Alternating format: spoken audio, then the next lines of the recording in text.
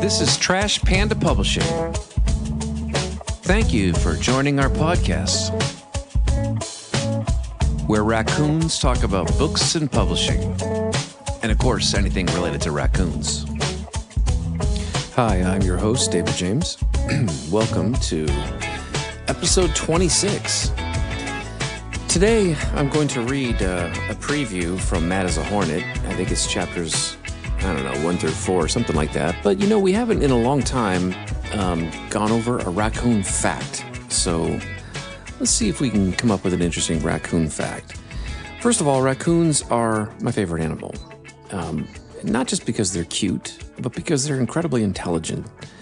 And they also live primarily in, North America, but also in New England, including the woods in my backyard. So therefore, they are my favorite animal.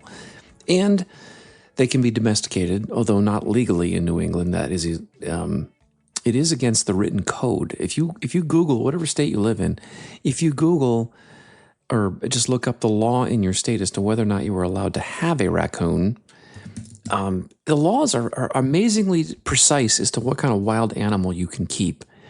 You can't have an alligator, for example, in most states.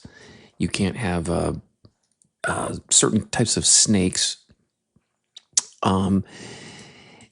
But also, depending what kind of wild animal you have and how you came into possession of it will determine whether or not you are allowed to keep it.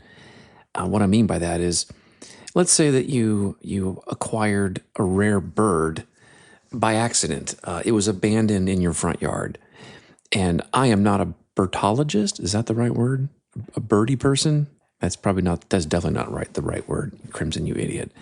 Maybe it's a birdologist. I'm sure that's not a right word either. Let's ask Gemini. What is the name of a person who knows things, because this is a super good prompt, who knows things about birds? Let's see what the answer is. The answer is, I say birdologist. No, I'm an idiot. It's an ornithologist. Am I even saying that right? A bird watcher for the more unsophisticated persons of us. A falconer for someone who trains birds of prey. A twitcher is the British term for all this. Or a birder, someone who just flat out observes birds. We're going to go with birder. I like that. I'm not a birder. What was I talking about again? Oh, correct. Right.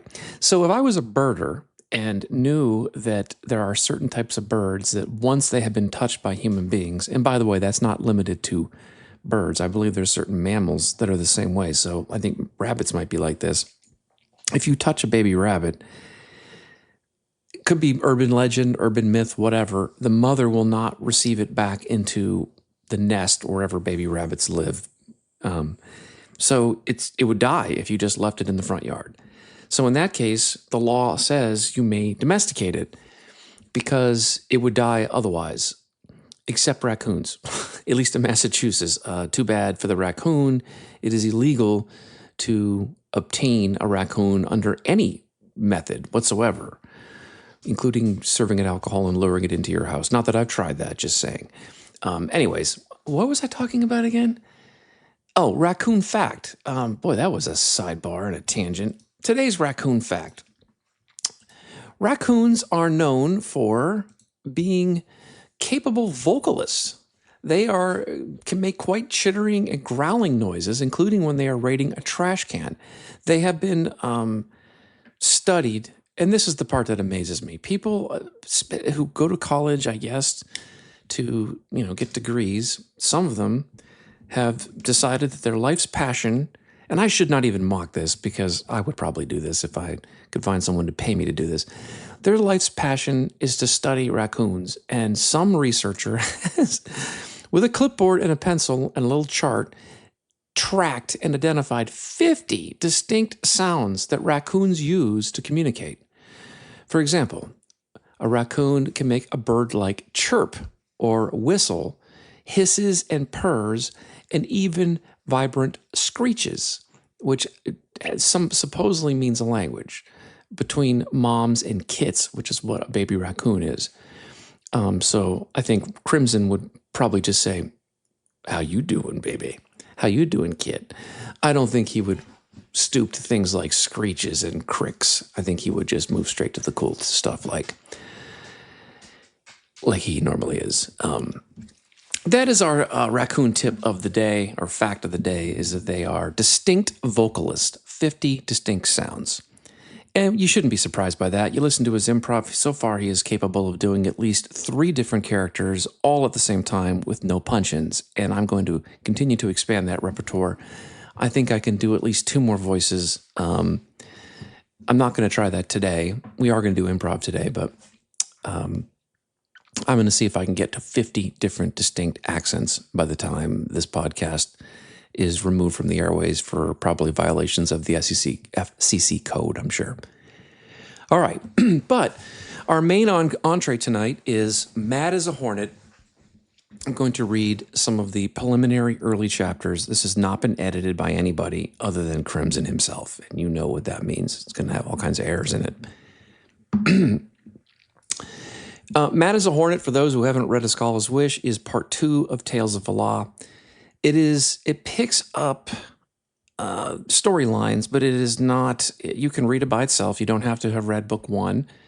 And I don't like cliffhangers, so I do not intend to end this book with a cliffhanger, but there will be a part 3, Tales of Valah part 3. You read all 3 of them, it will give you a satisfying story arc. The same way Star Wars, 1, 2, and 3, which is when I say that, I really mean New Hope, Empire Strikes Back, and Return of the Jedi. I know those are 4, 5, and 6, but for those of us that were little, those were really 1, 2, and 3. And then later, George Lucas got dollar signs in his eyes and decided to add Jar Jar Binks. Did I say that out loud? He messed it all up by commercializing it too much, and he should have just left Will Luffin alone. Okay, this is not what this podcast is about. Anyways, I am in the early stages of Mad as a Hornet. I have an outline right now. It's written. When I say written, handwritten, have not turned it into computer outline yet.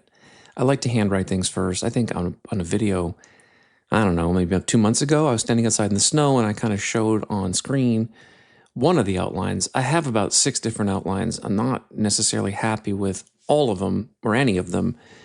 I know where the story goes from an action perspective. The part that I'm struggling with is the sequence of which to put the chapters together. How you tell a story is just as important as what the story is.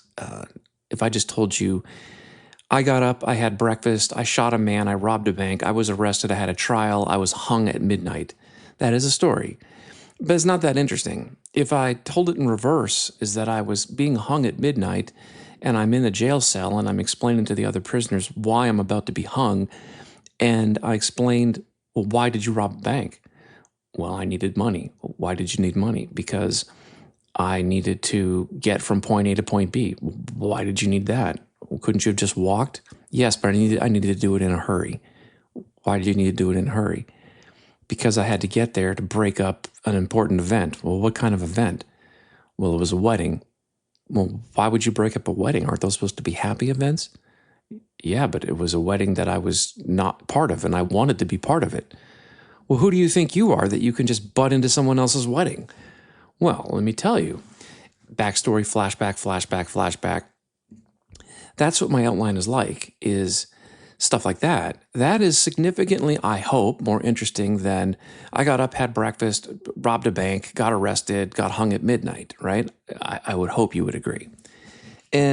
But I never tell things in just straight order. There's always flashbacks and shenanigans and roundabout ways, and I have multiple storylines.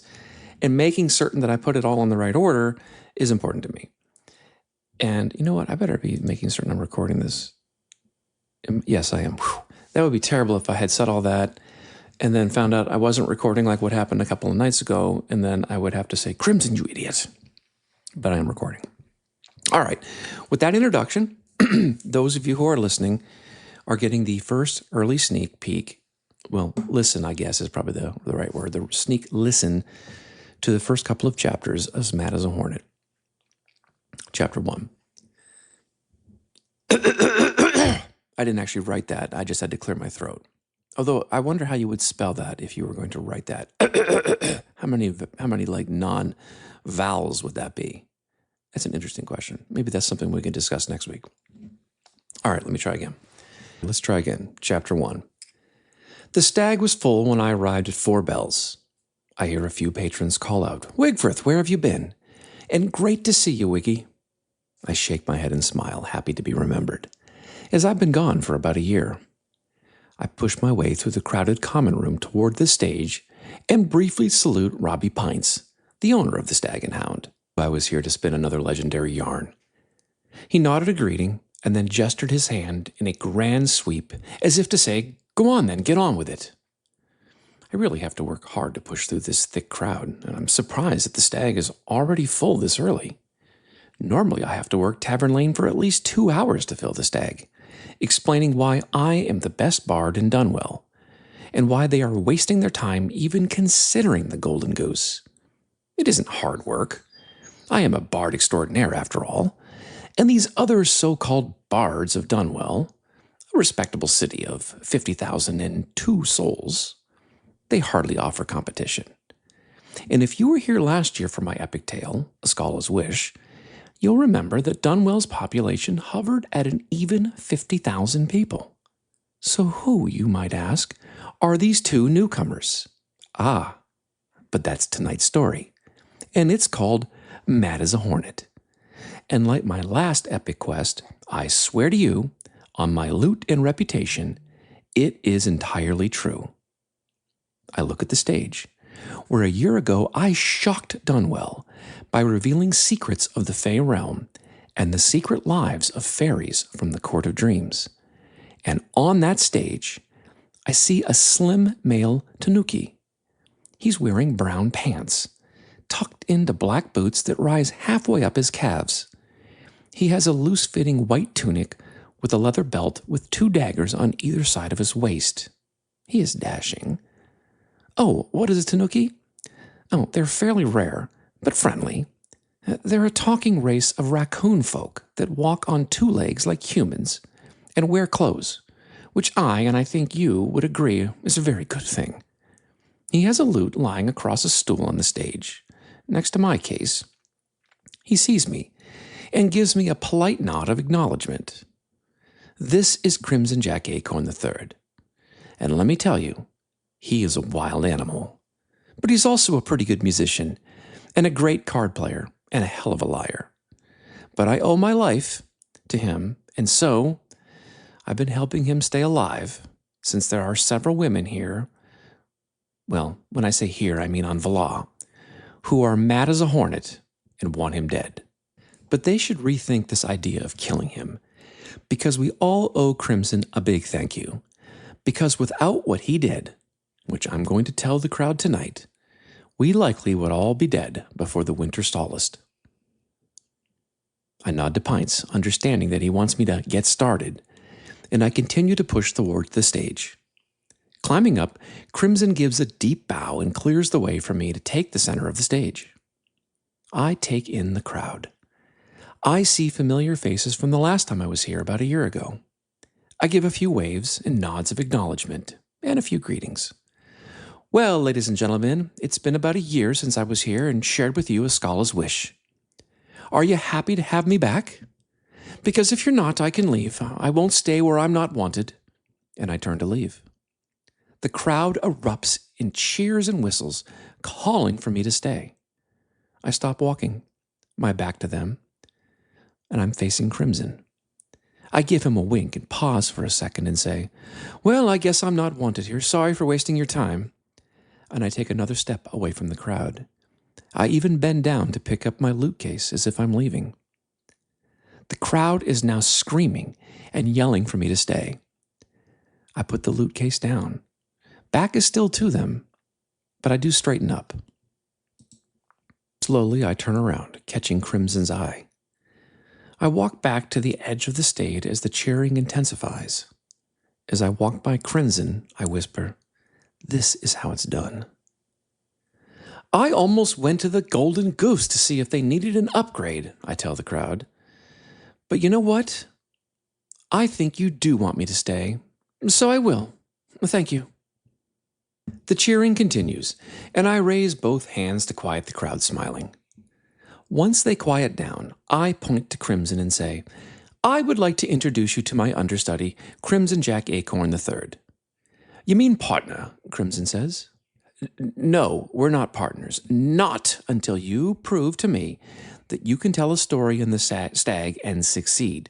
This is a tough crowd to please. Right, folks, I say, looking straight at a table of noblers from the local Blue Ink family, a well-known Scribner house known for noting when certain books and records, like battle accounts, for example, are too long.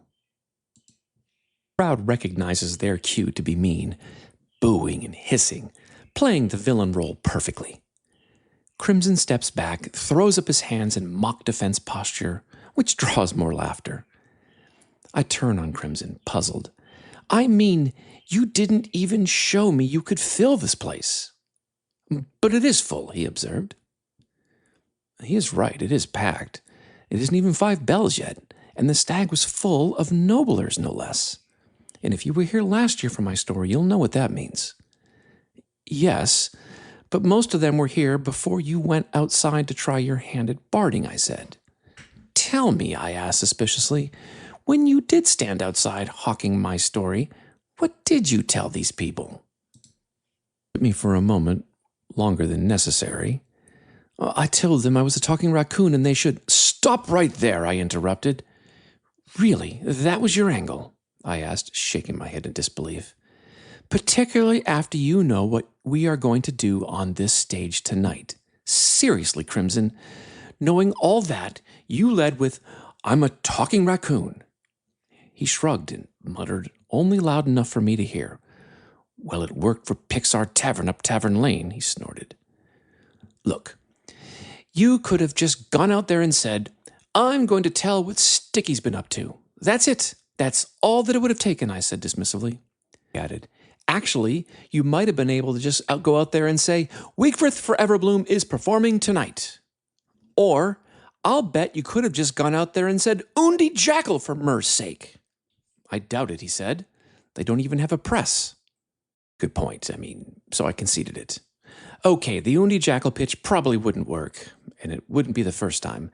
But I'll still bet you that if you had just stood outside and said, come on in and hear a new Ascala Winter story, this place would have been packed. He smiled mischievously and said, how do you know I didn't already do that at 3 bells? Well, I didn't, since I wasn't here at 3 bells, and this place was packed. Perhaps he had done that, and maybe he had more potential than I gave him credit for. Very well, Crimson, I said. Step up here to the front and tell these fine folks the opening of the story. And mind you, I will immediately, and I mean immediately, be taking over after your introduction. But I'll ask you to stay on stage with me and share your colorful comments, since you were there when we saw Ascala make what was probably the biggest mistake ever. He nodded and attempted to step forward, trying to edge me out of the way. But I did not succeed the stage just yet. Looking up at him, since he was 5 feet tall and I'm only 3 foot tall, annoyed that I wasn't done yet. Turning back to the crowd, I said, and no, she didn't kiss a sleeping herb collector again. Geez, she's a married queen now. What kind of story do you think we're going to tell tonight? This is not the Golden Goose, mind you. Chapter 2. I point to the front of the stage and say, all right, Crimson, go ahead and introduce yourself. Crimson brushed his shirt smooth, took a long drink from his mug, and looked at me to confirm. I nodded my confirmation. And with that done, he turned to face the crowd and said, the cold tip of the dagger pressed against my neck, and it wasn't the first time. You're thinking, geez, what kind of life do you live? Well, I'll get to that. This time it felt different. I didn't think I was going to survive. Well, primarily because of this beautiful but frosty female voice whispering in my ear. Crimson, you lying sack of donkey dung. I'll kill you right now unless you do exactly as I say. So I did exactly as she said. Her name was Miss Cassidy Vance, and she is stunningly beautiful. She's a Tanaki just like me. And if you don't know, Tanaki are raccoon-like folk. We stand upright like humans. We have fur. We wear clothes. We're the height of an average woman.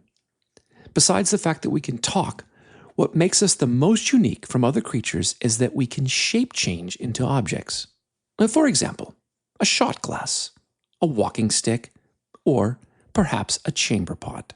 Talented of us can slip into other humanoid forms, humans, elves, even dwarves.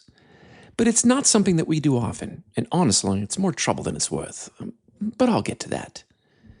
But shape-changing abilities, whether it be occasionally becoming a human, as annoying as that is, or a necklace around the neck of a beautiful woman, and as delightful as that is, opens the door to a wide range of professions. We Tanaki are fun-loving raccoons, determined to wring every last drop of life before our luck runs dry, which, in my case, it just did. But I'll get to that. Now, while I'm telling you this, picture me dangling upside down, feet bound, swaying from a moving airship 2,000 feet above the middle green forest. And Miss Vance? Well, she's dangling too. But somehow she's got her hands free, and instead of untying me, she's put her dagger to the back of my head. And she's mad as a hornet. She has every reason to run me through. But she didn't. And that's the only reason you're hearing from me now.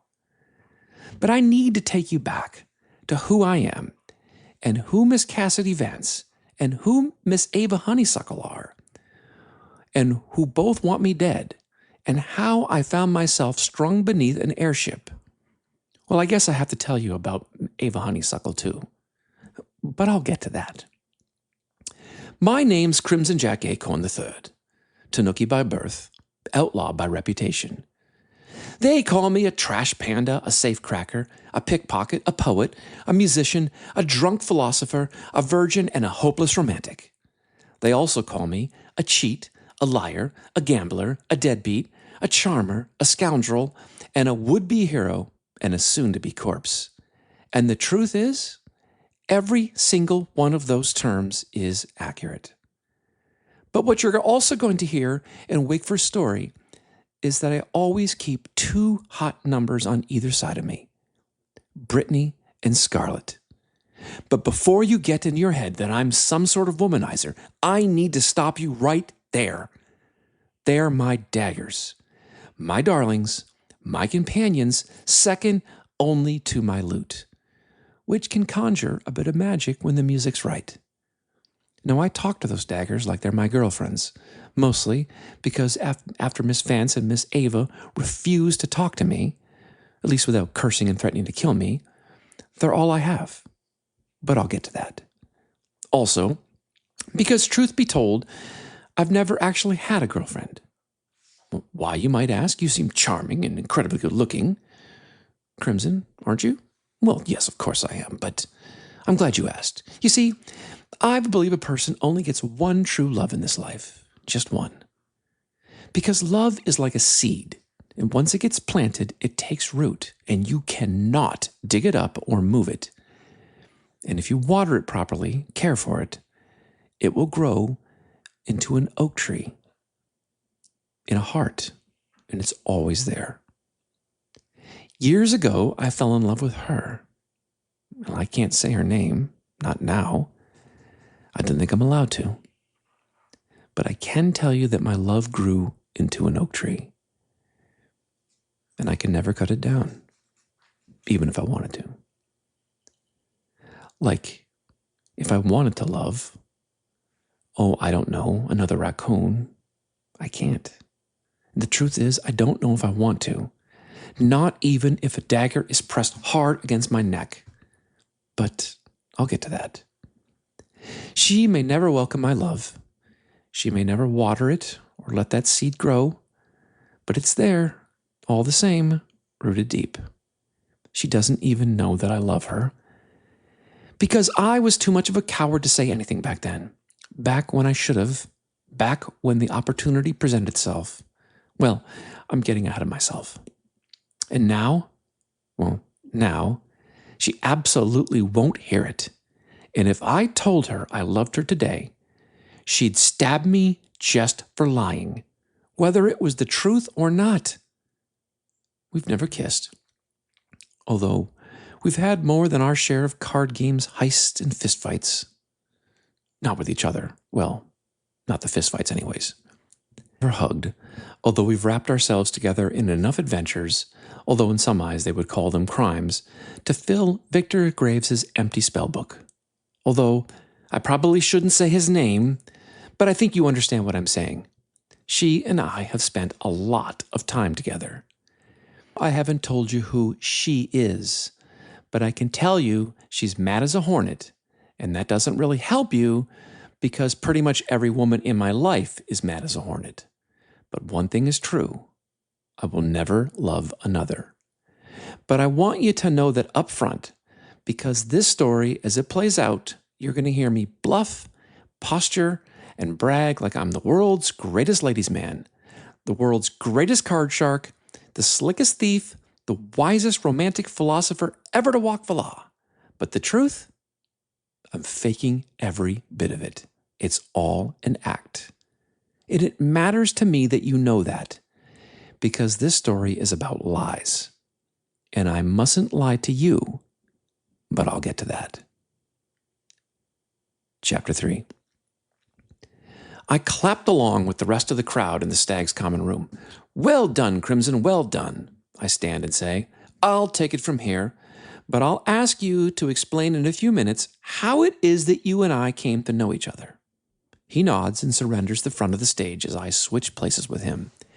He actually hops off the stage and takes a seat at a table in the front. Now, I have to admit to you all from the beginning, I need to explain that I took no small amount of abuse after telling Scala's wish last year.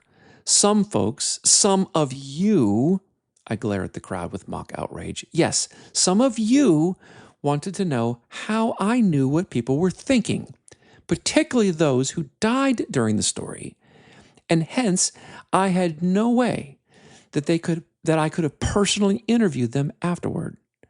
Grinning, I pull a ring from my pocket, holding it high for the Stag's common room to see. So tonight, I shall reveal my secret. I slide the ring on the ring finger of my right hand. No reason to use my left hand and destroy any chance of a young gnome lass seeing that I'm not available. I raise my right hand and wiggle my fingers at the crowd as if my hand were possessed. And to add to the illusion that I'm trying to pull off, I say, ooh, in a low, shaky voice. I increase my volume in drama, in tone, and end with a little echo, ooh, as I continue to wiggle my fingers at the crowd. This is my secret, I say. This is my mind-reading ring. I squint into the Stag's common robe, moving my hand around the audience as I close my eyes as if I am reading minds. Suddenly I stop my hand and point towards a man about 25 years old. He's a local merchant, a liveryman, I believe. This conclusion only because he smelled of horses. I have a keen nose. Ah, sir, yes you, single fellow. Don't look so startled. The ring never lies.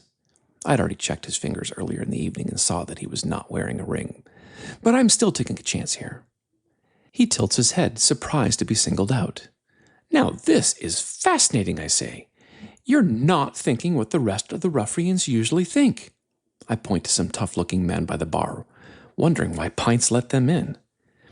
I nod to myself knowingly, as if I'm impressed with what I have detected in his thoughts. Yes. The woman across the room is undeniably lovely, I say, as I point to a beautiful, nobler woman sitting with 3 other women across the bar. She's not wearing a ring on her ring finger either, but her 3 friends are. The young ladies are all dressed spectacularly for a night of grand stories at the Stag. Outfits that say, "Gentlemen, if you're rich, you may ask me my name, and maybe, if your coin purse is fat enough, I'll answer." I continue. But sir, her beauty is not what caught your attention, is it? He nods slowly. No, I say confidently. You're noticing that she carries herself with confidence. She laughs easily. Clearly not a stuffy one, who's too afraid to enjoy a good rib, or joke. In other words, she has a great sense of humor. And she looks like someone who could handle a storm and still offer you shelter, doesn't she? He nods again. Look, I'm trying to play matchmaker here, I'll admit it. And blushes, and her friends nudge her and giggle, pointing at the man I'm talking to. I lower my hand, my mind reading over, and I say, and here I was fully prepared to accuse you of nothing more than wandering eyes. How refreshing to be wrong. I smile and continue. Friends, this man is clearly cursed with taste, and is a man with more refinement than those at the Golden Goose. And any woman, I give a knowing nod to the young woman I have pulled into my act, and any woman would have a wonderful evening to be in the company of such a gentleman, to be in the company of such a refined man who appreciates you for you, and not something to be groped and kicked out once sober. It's the man's turn to blush, and the four women continue to giggle, and I can see a glint of something in the single woman's eyes. Perhaps interest? Sir, I see that you have a very good table indeed, right near the stage. And I have heard your chivalrous thoughts. I know what you would like to ask this young miss. You would like to know if she would be so kind as to join you at your table for the wonderful story, Mad as a Hornet, that we are going to tell tonight. Am I wrong? The man blushes, and the crowd catches the act, and there is banging of mugs and whoops of encouragement. I give a little wave of encouragement of my own and mouth to him, Come on, boy, I've done the hard part for you, come on. He blushes again, and the cheering continues. Slowly he stands and walks towards the table of the young women, who are now giggling even more. And it is now the single woman's turn to blush. The crowd is cheering wildly. He bows politely and extends his arm. The crowd quiets to hear the exchange. The liveryman says, would you, Crimson Jack Acorn III is there in an instant, standing behind the man, placing a hand on his shoulder, and says, The gentleman would like to know if you would be so kind as to join him for the rest of the evening at his table in the front. The woman looks to her friends and says very properly, I would be honored. She takes his elbow and rises. A smile crosses his face, and he turns to Crimson, who noddingly knows and then gives me a nod. The new couple begins making their way back to his table up front, and the crowd erupts into cheers. I pull the ring off my finger, hold it up for all to see one last time, and slide it into my pocket. Folks, that is how I was able to get the intimate details I needed for a Scala's wish, and it is no different for tonight's tale. Chapter 4. And that's where we're going to stop. I'm going to read another time Chapter 4, which is a long one. But what do you think? Is that it's a different type of vibe, a little bit more funny, I think. But if you like it, let me know. First of all, we have, I don't know, maybe 20 to 30 people who regularly download, from what I can tell. I would love to get feedback for those of you who are listening. I know some of you who actually talk to me on Facebook who listen to this. Ping me on Facebook if you've never reached out. I'd love to know, what would you like me to put in these podcasts that would make it more interesting? If you have friends who you'd say, oh, I would have, if you did this in the show, I would forward it to so-and-so.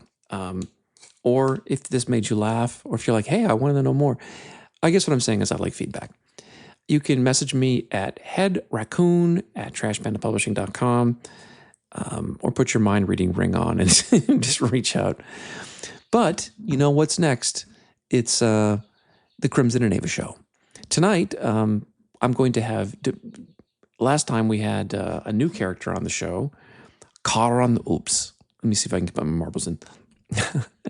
1 second, I got to put it on pause to get my Scottish voice on.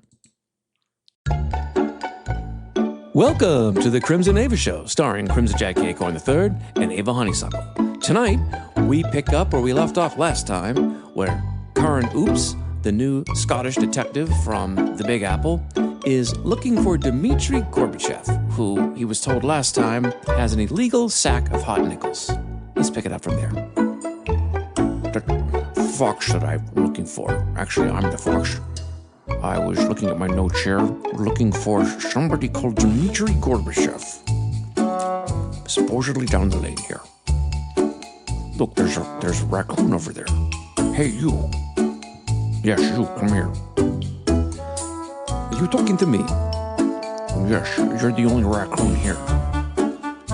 I don't think that's true.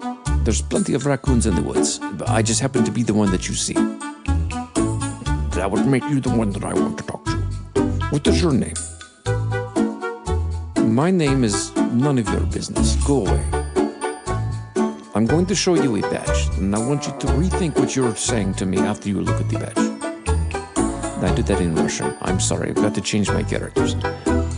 I'm going to show you a badge. My name is Detective Karen Oops.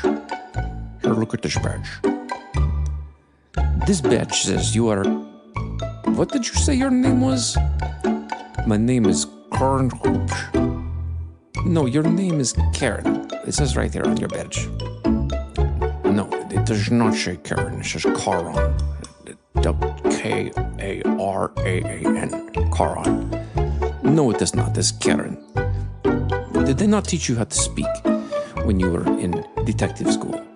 And your last name is Hoops. My last name is Hoops. No, your last name is Hoops, like basketball hoops. No, it's Hoops. The H is silent. Well, your badge is completely wrong. What do you want?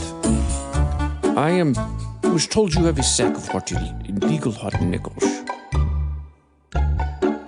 Why are you not answering the question? I do not know what you're talking about. Do I have a sack of hot nickels? Look at me right now. I have a very fluffy tail and I've got a big smile here. See? Look, ting. And there's no bags of hot nickels anywhere around here. And what is that over there in the bushes? Those are leaves. Why are they in a shack? I don't know. Did you commit the crime? Breaking into a tomb and stealing things? Who's asking? Karen Oops. We just went over this. Where are you from, Karen Oops?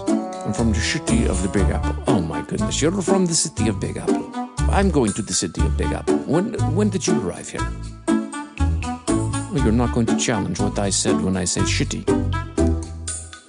Why would I challenge that? It's a place. I'm going to the city too. No problems.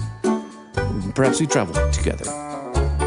Do you carry any kind of weapons? It's none of your business what I'm issued when I leave the headquarters. That's a shame, because never mind. Why do you think that I have committed a crime?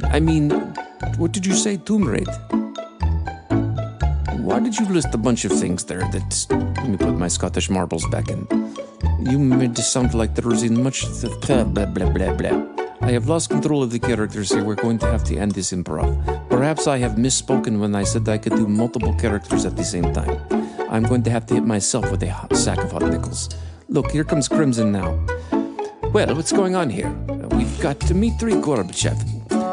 Well, Karen, did you arrest this man for having the sack of hot illegal nickels? He does not have illegal nickels. I don't even see a sack of hot nickels. He told me he was going to the city. Really? We're still on this word that you are not allowed to say on this show. I don't understand. We're going to the Big Apple. It's a shitty place where everyone wants to go. I still haven't found the Tomb Raider. You said he was the Tomb Raider. Dmitry says it's not true. Crimson, did you say that I'd raided tombs? I'm going to have to find a sack full of acorns and hit you in your nuggets with it. See, officer, right there. He is threatening to challenge me, and this improv has come to a complete, utter chaos, and this is going to have to be the end. Ladies and gentlemen, find out next week whether Crimson's even allowed back on this show and whether he will be allowed to attempt to do 3 voices at once. because I don't know if he's capable of doing it. The end.